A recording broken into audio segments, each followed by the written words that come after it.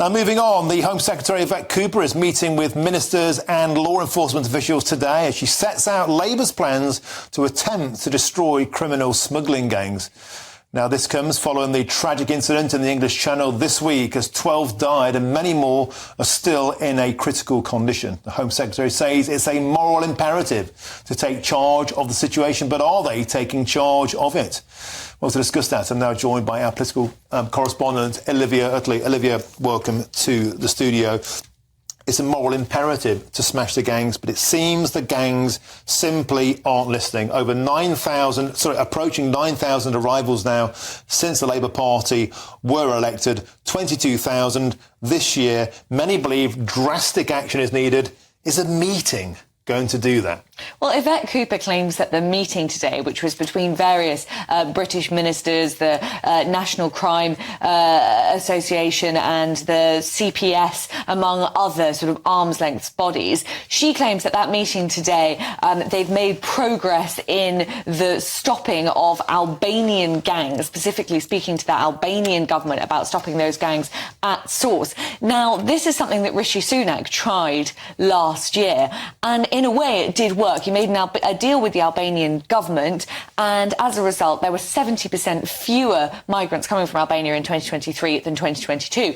The problem was that there is basically an endless stream of people who want to come to this country from all over the world. So even though the number of Albanians was down by 70% in 2023, overall numbers were pretty much the same as the year before because there was a huge influx of Vietnamese migrants coming into the UK. And what that shows is just the scale of this problem. It's like a sort of Medusa's head. You solve one issue and another one just bubbles up in its place. Now, Rishi Sunak felt that the ultimate answer to this problem was the Rwanda scheme. He thought that was going to be the silver bullet, a deterrent to stop people wanting to come to Britain in the first place, deport them to a third country immediately. The logic went, and they just won't come over here.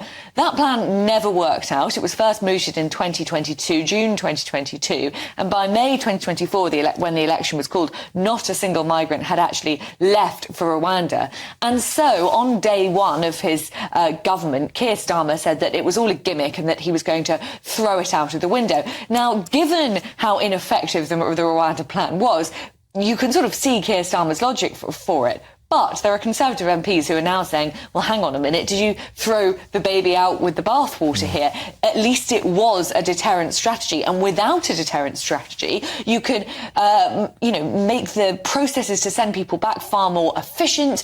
You can have all sorts of bilateral conversations with various countries and you can get that process much, much slicker.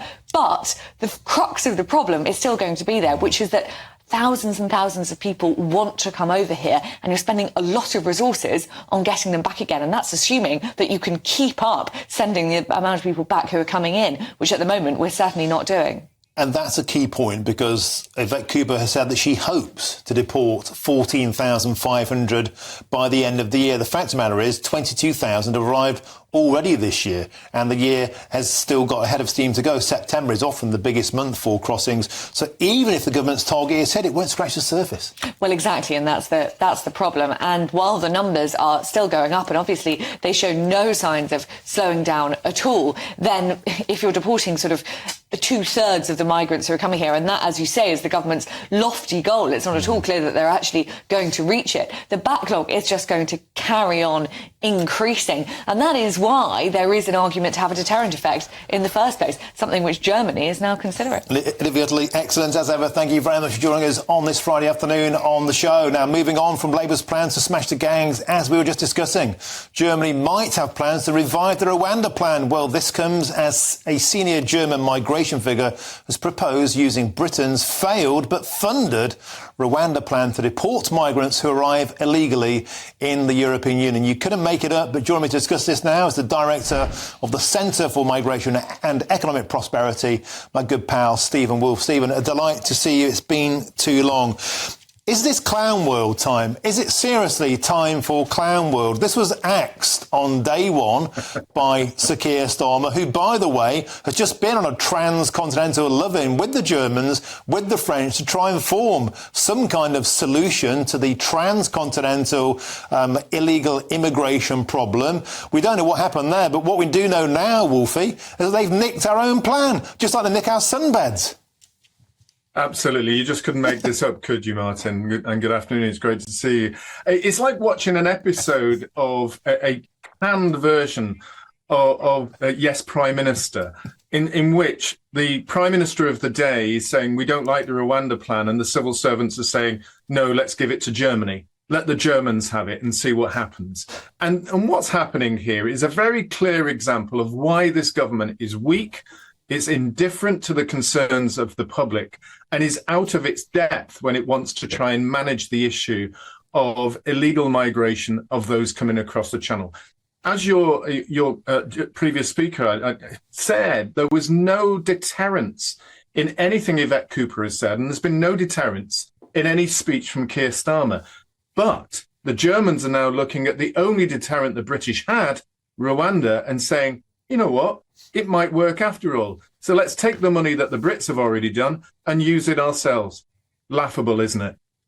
And there's something that particularly sticks in the craw about that. You know, £700 million was chucked into building these establishments. So they're there, tailor-made, off the peg, sitting empty, waiting to go. Now, it's important to point out, Stephen, you know your law, you're a barrister, right? So the Germans are going to use it in a different way to how the Brits would. It won't be a deportation solution with no prospect of return, right? They're going to export and process in Germany. So it's not quite the same thing, but nevertheless, it does beg the question. If it's good enough for the Germans, why wasn't it good enough for Sir Keir Starmer? Well, that's because he is caught between this indifference and non-caring part of the Labour Party that really doesn't concern itself with the impacts of immigration or illegal migration on the prospects of people in this country, the communities that have to face it, the costs of housing, and the 8 billion a year that we're spending just on the asylum process in this country. They'd rather take the money from pensioners and concern themselves about raising the wages of their trade union masters than actually looking at what are the biggest costs to us. And when Yvette Cooper starts saying she wants to smash the gangs, I would turn around that the government is too weak, is too apathetic and too divided to actually act.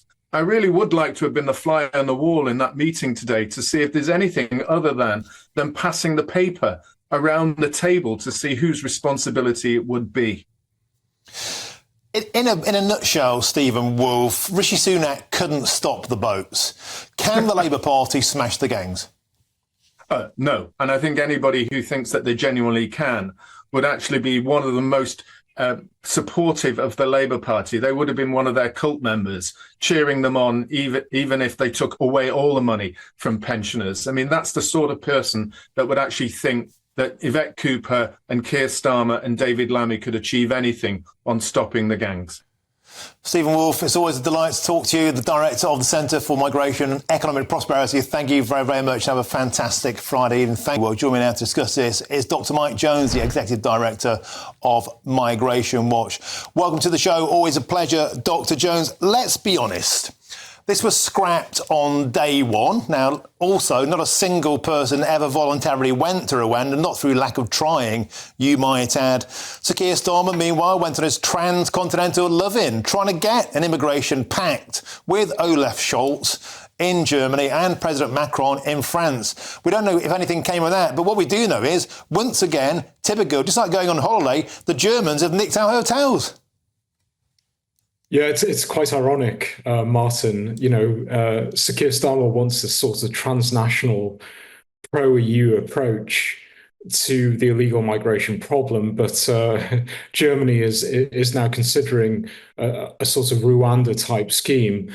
I mean, the thing about the Rwanda plan is it was flawed in certain ways. There were too many loopholes there and possibilities for appeal. However, it did have the potential to act as a deterrent We saw this with illegal migrants trying to, flee the UK to the Republic of Ireland. Ultimately, Rwanda was last chance saloon for the previous government. Now, if Labour wanted to abolish this, and they needed an alternative plan in place, but they don't. Their plan is basically to fast track deportations to safe countries, countries deemed safe by the human rights authorities. And I'm completely supportive of that. But the vast majority of these people are fleeing from unsafe countries. And, even if their asylum applications are rejected, you can't actually deport them. So the Labour Party's approach is completely wrong.